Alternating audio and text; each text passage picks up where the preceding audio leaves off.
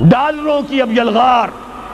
اب یہاں پر امریکی سرمایہ اور ڈالر چاہے مشرق سے آئے چاہے مغرب سے آئے وہ یہودیوں کا اعلی کار ہے. آپ نے اگر $1 نوٹ کا اگر کبھی نقشہ دیکھا ہو، اس کے اوپر جو سگنیا بنا ہوا ہے، جو نشان ہے، وہ کیا ہے؟ پیرامڈ، احرام مصر. یہ کن کے لیے اہمیت رکھتے ہیں؟ ہزارہا یہودیوں کا خون اور ان کی ہڈیاں ان پیرامڈز کے تلے دبی ہوئی. جب یہ احرام بنائے گئے تھے، یہ یہودی وہاں غلامی کے دور میں تھے، بیگار ان سے لی جا رہی تھی. بڑے بڑے پتھر جب گرتے تھے تو پسنے والے یہودی ہوتے تھے. یہ ان کی اپنی جیسے ہولوکاسٹ، جیسے انہوں نے اس کو اپنا سمبل بنایا ہوا ہے، اسی طریقے سے پیرامڈ، مصر کا پیرامڈ، یہ گویا کہ ان کے اس زوال کا ایک نشان ہے. اور اس پر ایک آنکھ بنی ہوئی ہے، ایک آنکھ، کانے دجال کی آنکھ، وہ دیکھ رہی ہے. عجیب ہے یہ سمبل. نیچے لکھا ہوا ہے نووس آرڈو سکلورم، اور یہ در حقیقت 1776 جو نیچے لکھا ہوا ہے وہ رومن حروف کے اندر یہ 1776 ہے، جو میں بتا چکا ہوں آرڈر آف الومناٹی وساپ نے قائم کیا تھا.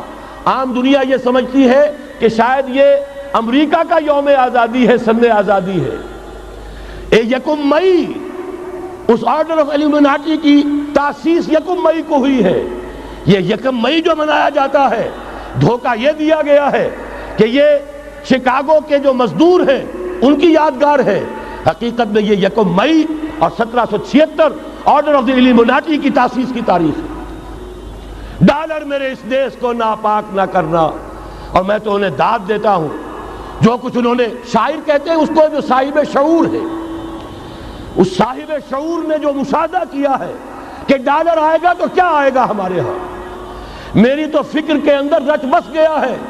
پاکستان کے بارے میں جب کہا تھا اے آندھیوں سنبھل کے چلو اس دیار میں، امید کے چراغ جلائے ہوئے ہیں ہم. ہماری امیدوں کے چراغ ہے یہ.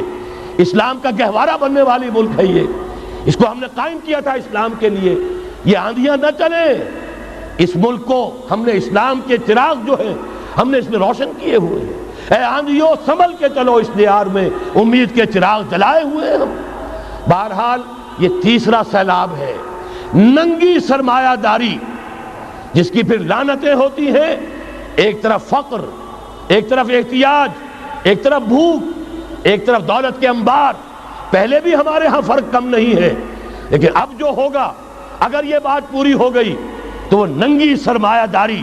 اور سرمایہ داری ہی در حقیقت یہود کا سب سے بڑا ہتھ کنڈا ہے. یہ بینکنگ کا نظام، یہ سارا کا سارا سودی نظام، یہ IMF، یہ ورلڈ بینک، یہی تو ان کے سب سے بڑے ادارے ہیں. تو واقعہ یہ ہے کہ 3 طرف سے ہم پر حملہ ہو رہا ہے. اور یہ سود کے بارے میں کیا کہا تھا اقبال نے؟ از ربا آخر چمی زائد فتن. اس سود کے ام الخبائث کے پیٹ سے سوائے فتنوں کے اور کیا برآمد ہو سکتا ہے؟ کس نداند لذت قرض حسن. کسی کو قرض حسنہ کی لذت یاد نہیں رہی. بغیر سود کے قرض دو. تمہارے پاس فاضل رکھا ہوا ہے، کسی بھائی کو دو کہ وہ اپنی معاشی گاڑی کا پہیہ چلا لے، پھر اصل واپس لے لینا. اگر اتنی ہمت نہیں ہے کہ ان تصدقوا فهو خیر لکم، صدقہ ہی کر دو تو سب سے اچھا ہے. دے ہی ڈالو اپنا فاضل سرمایہ. یسألونک ماذا ينفقون قل العفو. مت رکھو اپنے پاس، یہ گندگی ہے. لیکن اگر بڑے ہی کم ہمت ہو تو کم سے کم قرض حسنہ دو، اپنی اصل رقم واپس لینا. کس ندانت قرضت لذت قرض حسن. از ربا جاں تیرا دل چو خشت و سنگ. اس لیے کہ سود کے ذریعے سے انسان کے اندر تاریکی پھیل جاتی ہے. دل جو ہے اینٹ کے مانند، پتھر کے مانند سخت ہو جاتا ہے، کٹھور. ثم قست قلوبکم فہی کالحجارۃ او اشد قسوہ. آدمی درندہ بے دندان و چنگ، اور انسان بغیر اس کے کہ بھیڑیوں والے دانت ہوں اور بھیڑیوں والے پنجے ہوں، بھیڑیا بن جاتا ہے. بہرحال اب کرنے کا کام کیا ہے اس کو سمجھیے. اس پوری صورتحال کا میں نے آپ کے سامنے نقشہ پیش کر دیا.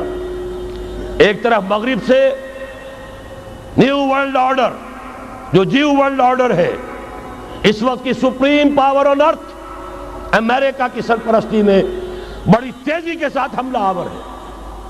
دوسری طرف وَمَكَرُوا وَمَكَرَ اللَّهُ وَاللَّهُ خَيْرُ الْمَاكِرِينَ۔ اللہ کو پامردی مومن پہ بھروسہ، ابلیس کو یورپ کی مشینوں کا سہارا۔